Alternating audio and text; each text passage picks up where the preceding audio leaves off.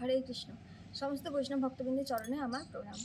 জ্যৈষ্ঠ মাসের কৃষ্ণপক্ষের একাদশীর নাম অপরা একাদশী, যেটা এই বছর 2024 সালে 3 জুলাই পড়েছে।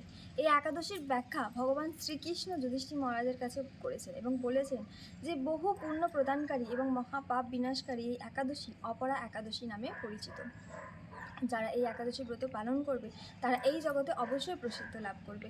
এই জগতে কেউ যদি কখনো ভ্রূণ হত্যা করে থাকে, ব্রাহ্মণ হত্যা করে থাকে, গো হত্যা করে থাকে, মিথ্যা ভাষণ দিয়ে থাকে, পরস্ত্রী গমন করে, তাহলে এই একাদশী ব্রত করলে এই পাপ নষ্ট হবে। এবং কেউ যদি কখনো মিথ্যা শাস্ত্রের ব্যাখ্যা করে, যদি মিথ্যা সাক্ষী দেয়, যদি ওজন নিয়ে ছলনা করে, মিথ্যা চিকিৎসা করে, এরা তো অবশ্যই নরকে যায়। কিন্তু যদি কেউ এই অপরা একাদশী ব্রত পালন করে তাহলে তারাও নরক যন্ত্রণা থেকে মুক্তি পাবে।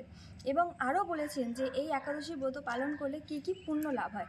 যদি কেউ মাঘ মাসে যখন সূর্য মকর রাশিতে অবস্থান করে তখন যদি কেউ প্রয়াগে স্নান করে যে ফল লাভ হয়, যদি শিবরাত্রিতে কাশীধামে বসবাস করলে যে ফল লাভ হয়, এবং সূর্যগ্রহণের সময় কুরুক্ষেত্রে স্নান করলে যে ফল লাভ হয়, সেই ফল লাভ হবে শুধুমাত্র এই একাদশী ব্রত পালন করলে। একাদশীর অপরা একাদশী ব্রত পালন করলে আপনি এতগুলো পুণ্য ফল লাভ করতে পারবেন এবং এতগুলো পাপ যদি কোনো জন্মে আপনার থেকে থাকে সেগুলো অবশ্যই নষ্ট হবে।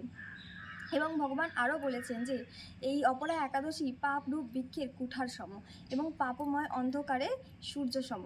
এবং যারা এই একাদশী ব্রত পালন করে না তাদের জন্য ভগবান বলেছে যে যারা একাদশী ব্রত পালন করবে না তারা বারবার এই জন্ম মৃত্যুর কবল থেকে উদ্ধার পাবে না, তাদের বারবার এই জন্ম মৃত্যুর চক্রে ঘুরতে হবে। তো এই যদি জন্ম মৃত্যুর চক্র থেকে বাঁচতে চান তাহলে অবশ্যই একাদশী ব্রত পালন করুন। এবং আরও বলেছেন ভগবান যারা এই একাদশী ব্রত নিষ্ঠা করে পালন করে তাদের কি গতি হয়। যারা একাদশী ব্রত নিষ্ঠা করে পালন করবে, সকালে ব্রহ্ম মুহূর্তে ঘুম থেকে উঠে স্নান করে তিলক আদি করে আচমন করে যে ভগবান বিষ্ণুর পূজা করবে, ভগবান বিষ্ণুকে প্রসন্ন করার চেষ্টা করবে, হরিনাম জপ করবে, সে মৃত্যুর পর অবশ্যই ভগবান বিষ্ণুকে প্রাপ্ত হবে, মানে বিষ্ণু লোকে গতি হবে। এবং যারা এই একাদশী ব্রত পালন করবে না তাদের তো নরকে গতি হবে।